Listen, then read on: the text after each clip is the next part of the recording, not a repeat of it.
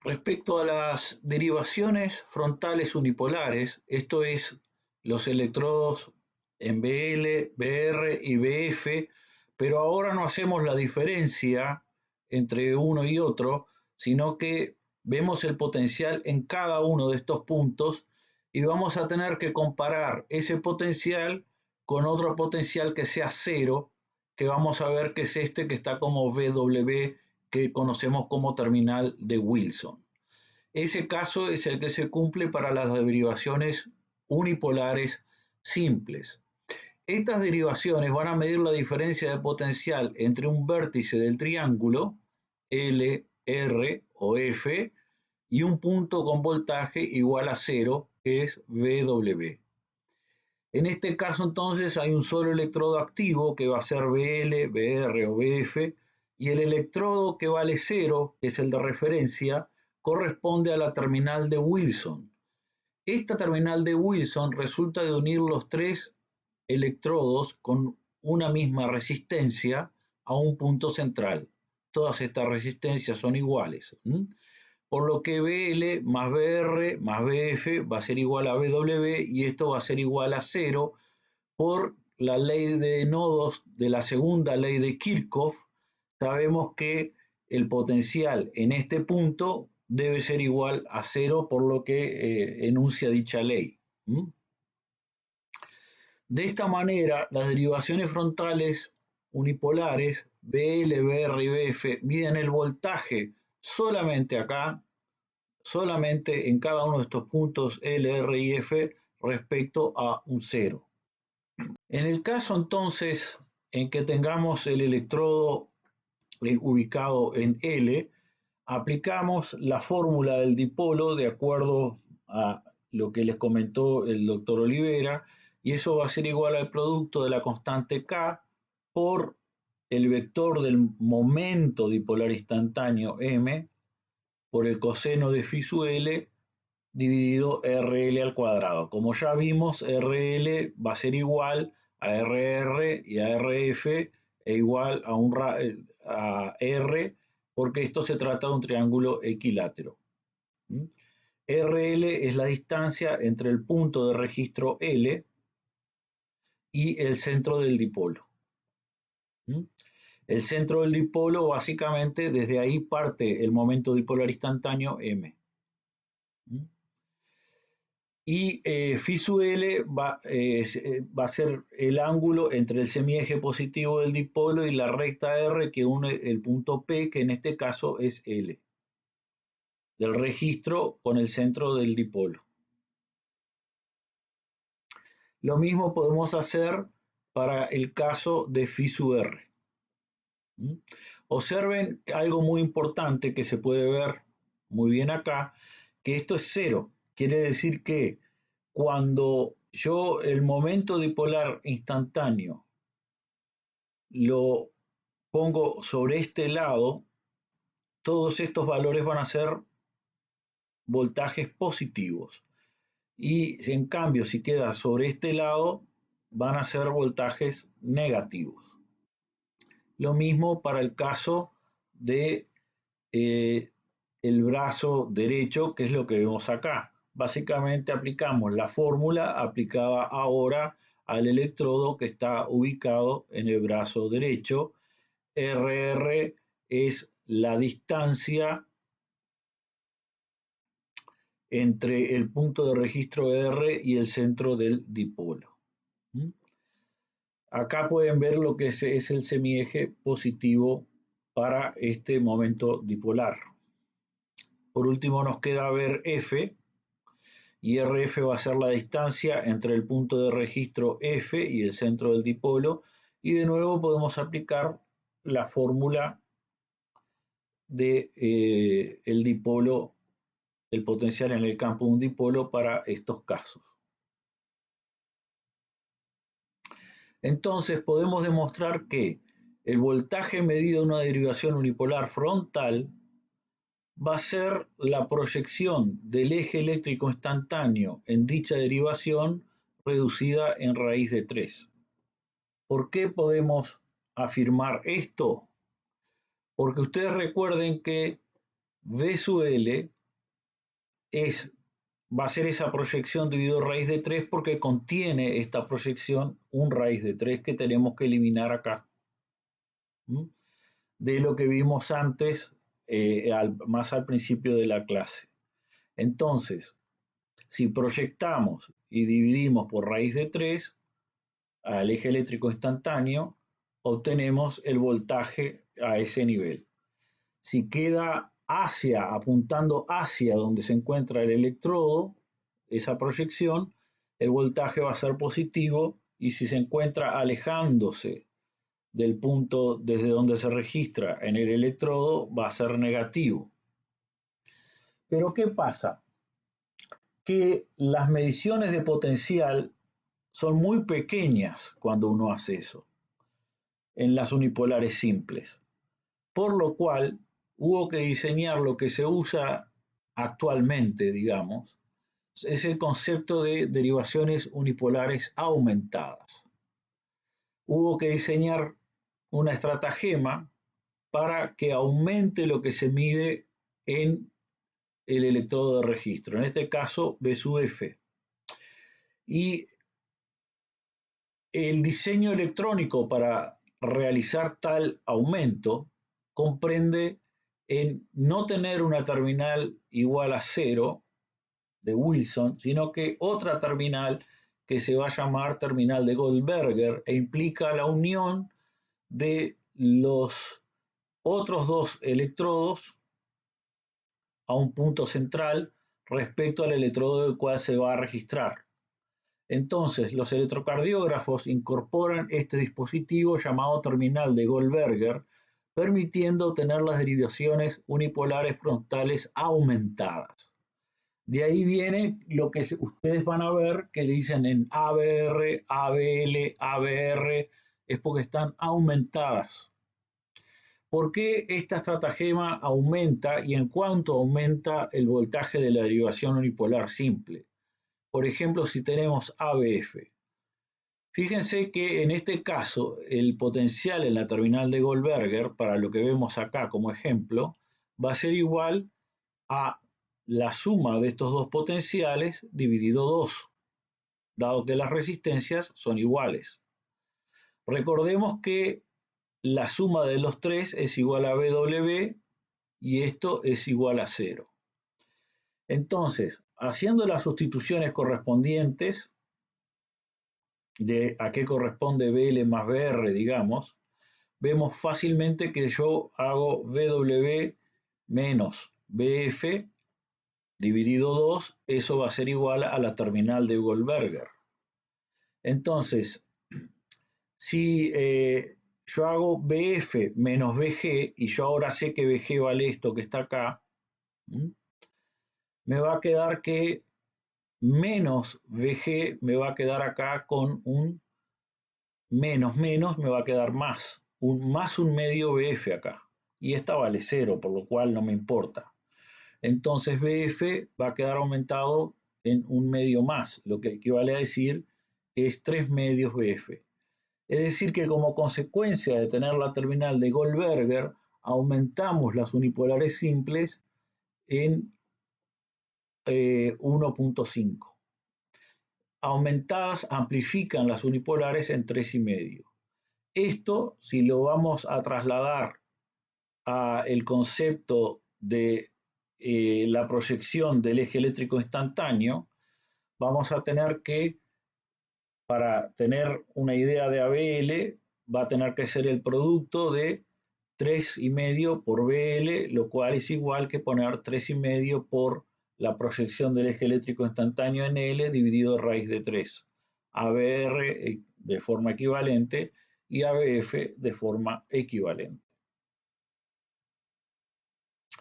Entonces, para resumir todas las derivaciones frontales, fíjense que esto acá yo tengo un ángulo de 0.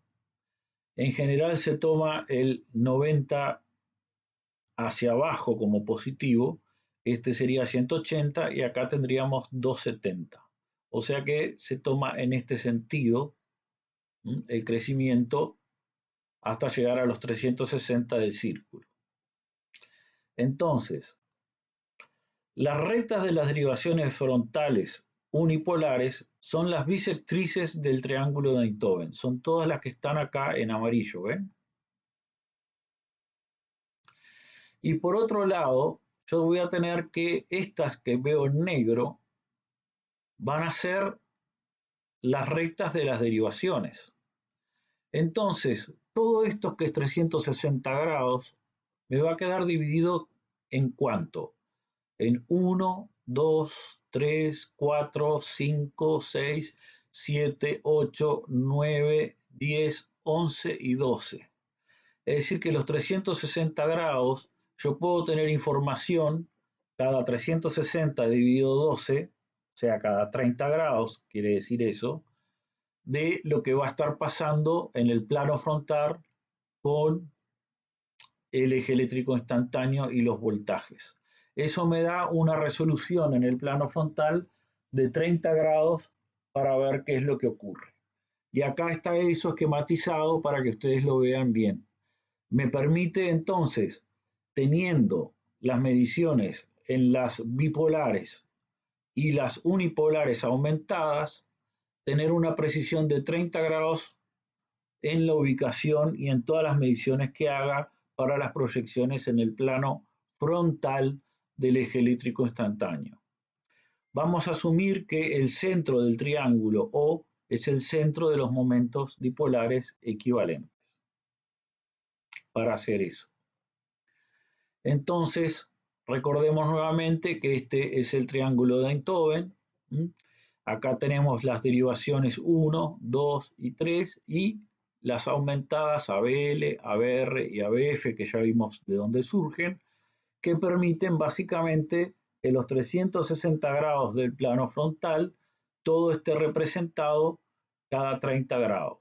Acá en lugar de poner 270, se habitúa a poner que esta parte que está hacia arriba es negativa, por lo cual se habla de menos 90 en lugar de 270. ¿Cuál es la contribución de cada derivación al diagnóstico topográfico? Veamos qué es lo que ve cada una. Fíjense que en el caso de ABR, voy a estar, porque el corazón está así, yo voy a ver bastante bien todo lo que tiene que ver con la aurícula y ventrículo derechos. Fíjense que con B1 y BL, de nuevo pongamos esto acá, o sea, acá tengo el corazón, lo voy a tener ubicado acá. Con B1 y con BL, BL está acá y acá está B1, voy a poder ver la pared libre del ventrículo izquierdo. Siguiendo el mismo razonamiento, con B2, B3 y BF veo la cara inferior del ventrículo izquierdo. Y luego, no les he hablado aún, pero con las precordiales, con B1 y B2, de acuerdo a cómo están posicionadas, veo bien el ventrículo derecho, B3 ve bien el tabique interventricular, y B4, B5 y B6 ven bien el ventrículo izquierdo. Entonces, ¿qué importancia tiene esto como ejemplo? Es que en un infarto agudo de miocardio se va a permitir valorar con gran precisión la extensión de la lesión, lo cual tiene implicancias pronósticas y terapéuticas. Veamos por qué las derivaciones unipolares horizontales precordiales. Todas las anteriores eran en el plano frontal. Pero si yo quiero ver en el plano horizontal, tengo que partir a nivel del corazón todo, entonces tengo que colocar los electrodos de registro en estas posiciones que están acá.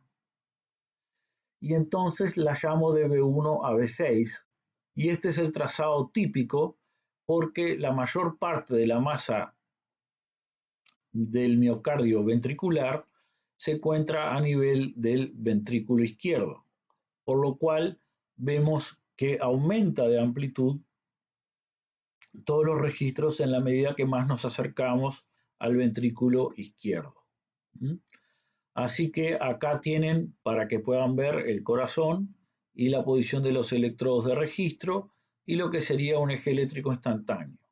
Es importante destacar que para el caso de las derivaciones unipolares precordiales, no podemos aplicar con exactitud todos los cálculos que vimos antes para las frontales aplicando la aproximación física del dipolo y la teoría del dipolo, porque las distancias no son tan grandes como ocurre para el caso de las derivaciones frontales. ¿Mm? Así que estas derivaciones, se dice derivaciones de los miembros, son las del plano frontal, de 1, de 2, de 3, ABR, ABL, ABF, y esta se habla de las derivaciones torácicas o del pecho, B1 a B6. Entonces, habitualmente en un electrocardiógrafo vamos a poder ver estos 12 trazados. Ven que son 6 para el plano frontal y 6 para el plano horizontal. Aparte del electrocardiograma, podemos tener otra cosa que no se usa tanto en la práctica clínica, pero que tiene su utilidad y sobre todo utilidad conceptual, y es el concepto del vectocardiograma. Tengamos en cuenta que el eje eléctrico instantáneo se origina de un momento dipolar y por ende es un proceso eléctrico en marcha, ya sea de depolarización o repolarización, va a ser instantáneo y va a existir un juego de ejes eléctricos instantáneos para cada proceso de cada cámara cardíaca. Entonces, cada proceso, ya sea de activación o de deactivación, va a generar un trazado de NASA o bucle al cual llamamos un vectocardiograma, BCG. Por ejemplo, para el complejo QRS, que me gusta más empezar por aquí porque es lo que estuvimos discutiendo hasta ahora, estos son todos los ejes eléctricos instantáneos que se producen durante la depolarización de toda la masa miocárdica. Si yo uno todos los extremos de todo esto, obtengo el vectocardiograma correspondiente al complejo QRS. ¿Se entiende? Yo voy a tener también ejes eléctricos instantáneos relacionados a la actividad auricular. Si yo uno todos estos ejes eléctricos instantáneos durante la actividad auricular, obtengo el vectocardiograma correspondiente a la onda P. Y lo mismo podría hacer respecto a la repolarización con la onda T y obtener el vectocardiograma de la onda T. Entonces, cada onda del electrocardiograma, P, QRS o T, cada vez que salgo de un segmento isoeléctrico, va a tener su vectocardiograma. A los segmentos isoeléctricos de un electrocardiograma, ya sea activación o deactivación en curso, van a corresponder vectores nulos.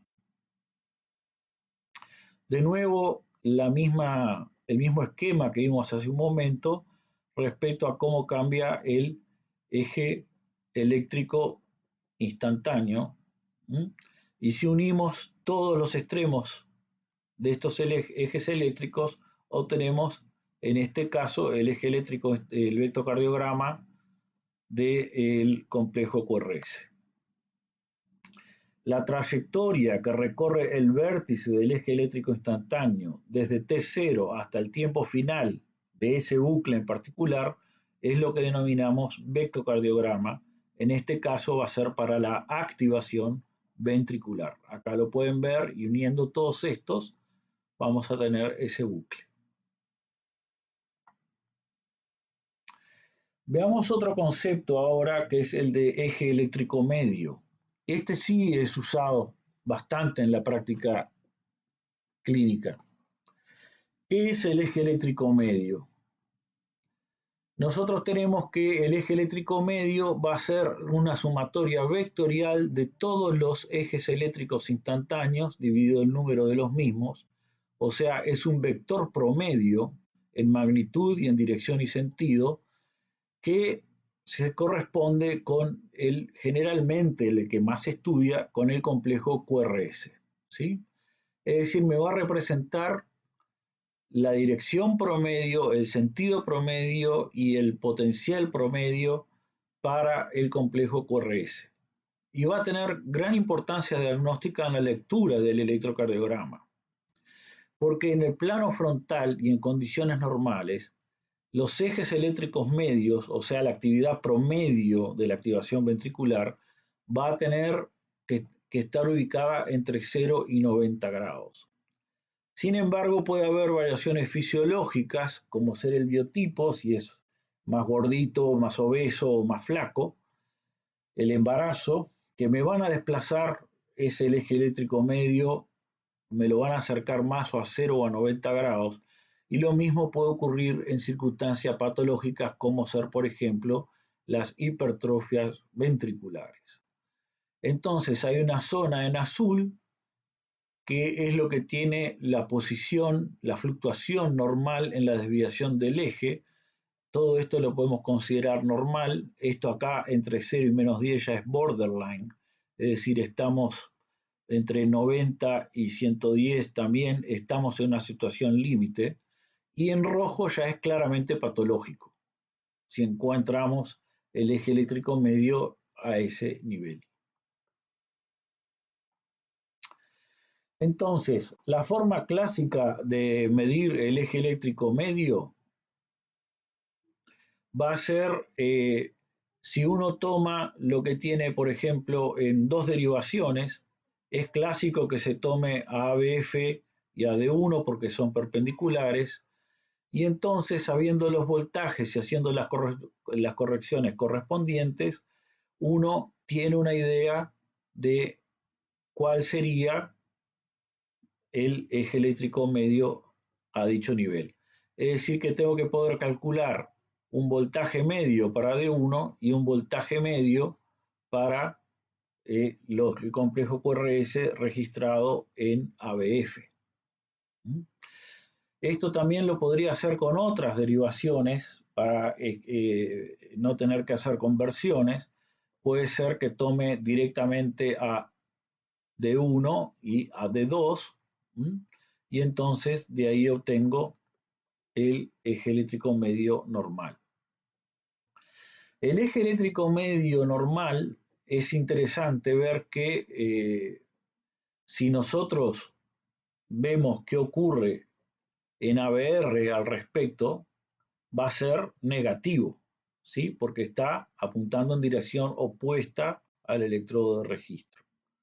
Así que normalmente en los registros en ABR, nosotros vamos a tener fuertes complejos QRS que van a ser predominantemente negativos.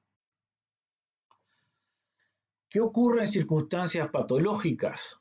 Bueno, podemos tener que el eje eléctrico medio esté desviado a izquierda o desviado a derecha. En este caso, dado que esto es la derecha, R está acá, hablamos de un eje eléctrico medio desviado a derecha.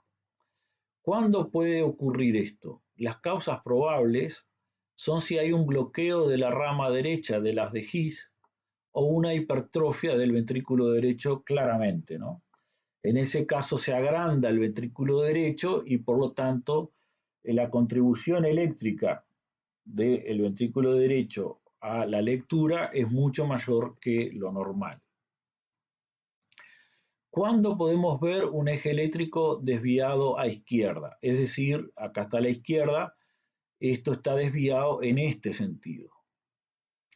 Las desviaciones del eje eléctrico medio del corazón a la izquierda como causas probables son si hay una hipertrofia ventricular izquierda, cosa que se ve, por ejemplo, cuando hay hipertensión arterial, si hay un bloqueo de la rama izquierda, y en la hipertensión arterial por justamente lo que les dije como repercute en la hipertrofia izquierda.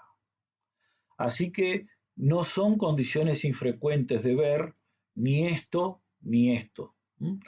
La hipertrofia del ventrículo derecho, como ya les he dicho, puede ocurrir y hay que examinar específicamente en individuos que tengan enfermedad pulmonar obstructiva crónica, esto es bronquitis crónica o enfisema. Por ejemplo, en fumadores de larga data puede ocurrir esto.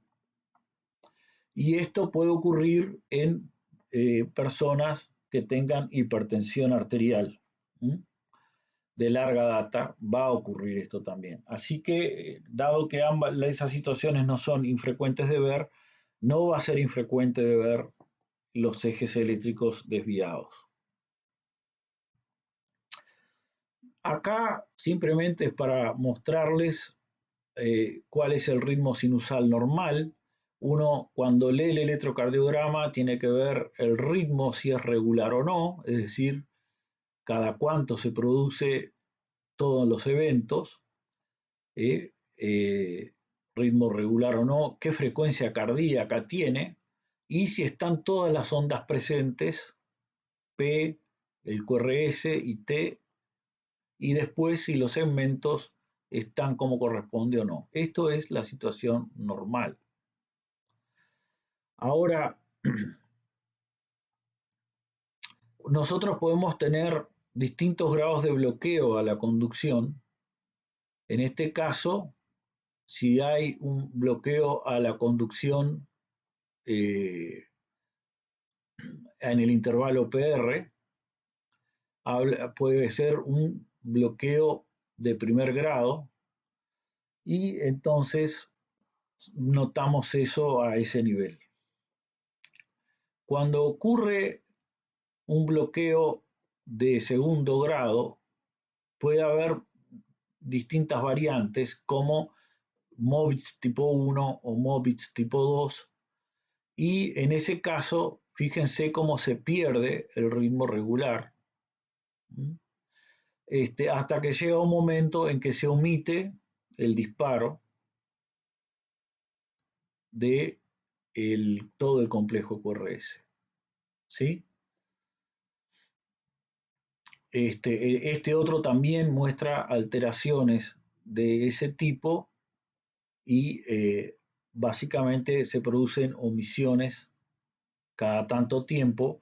En este caso se va alargando, en cambio en este se produce uno sí, otro no, uno sí, otro no, y así va. En el caso de los bloqueos de ramas, pueden verse que el complejo QRS está ensanchado. Y en este otro caso, por ejemplo, en un bloqueo de tercer grado, cada vez es peor el bloqueo. Entonces, en este caso, puedo, como el bloqueo es tan importante,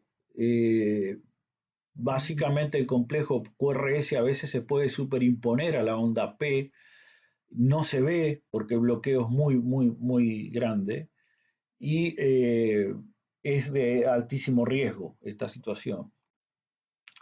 Luego tenemos que puede haber condiciones en que se produzca una conducción anómala entre aurículas y ventrículos, y en ese caso se ve lo que se llama la onda delta, que es esto que se ve acá, ¿ah? En el síndrome de Wolff-Parkinson-White. Y en ese caso entonces hay haces que comunican directamente a la aurícula con el ventrículo sin pasar por nodo, lo cual puede tener consecuencias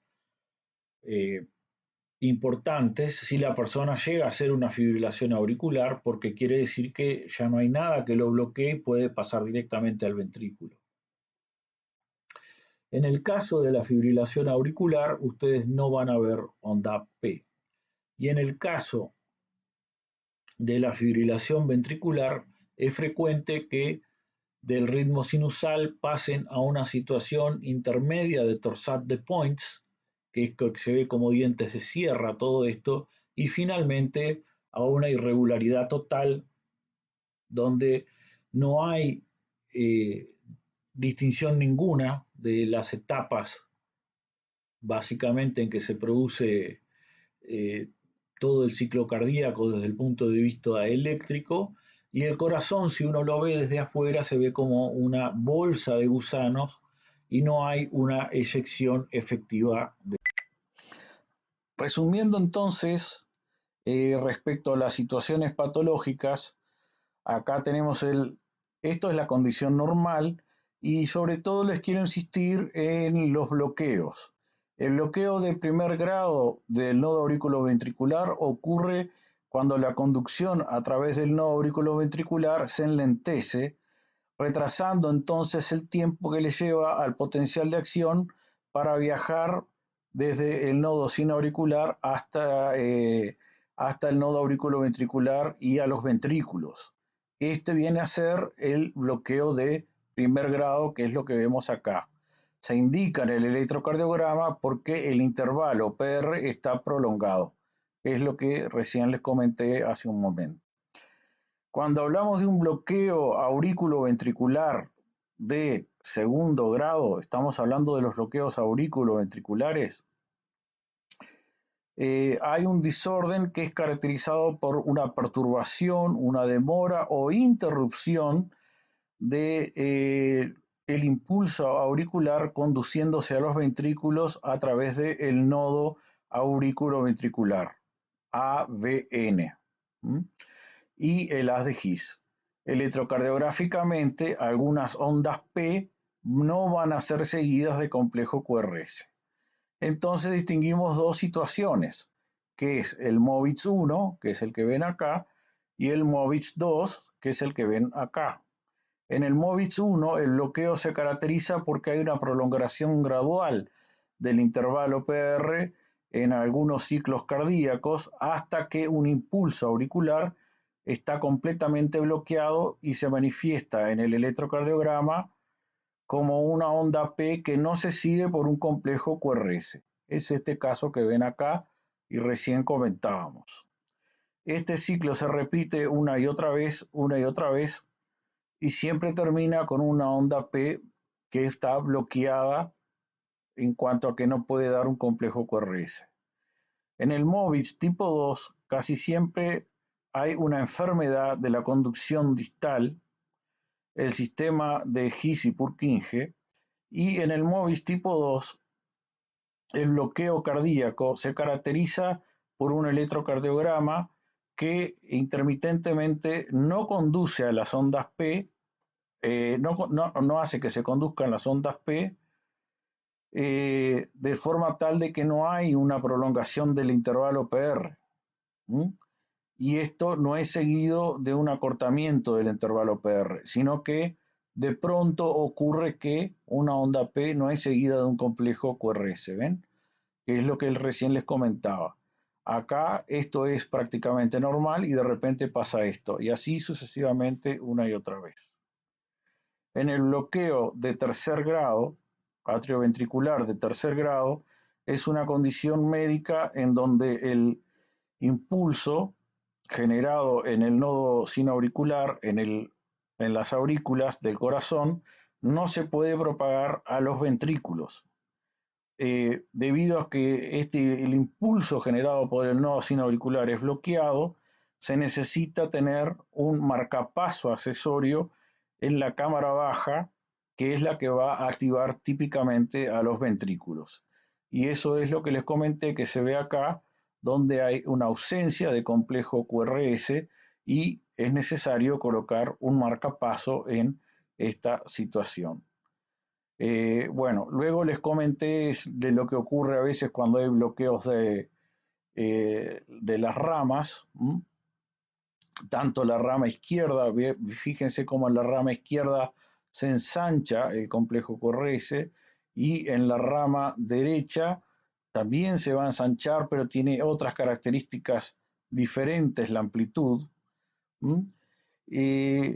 Esto también comentamos la onda delta con el síndrome de Wolff-Parkinson-White, la fibrilación auricular que ya vimos antes, donde no hay onda P, y finalmente las condiciones más graves con las torsades de Points y la fibrilación ventricular. Esto a veces se puede ver como una taquicardia ventricular a este nivel también.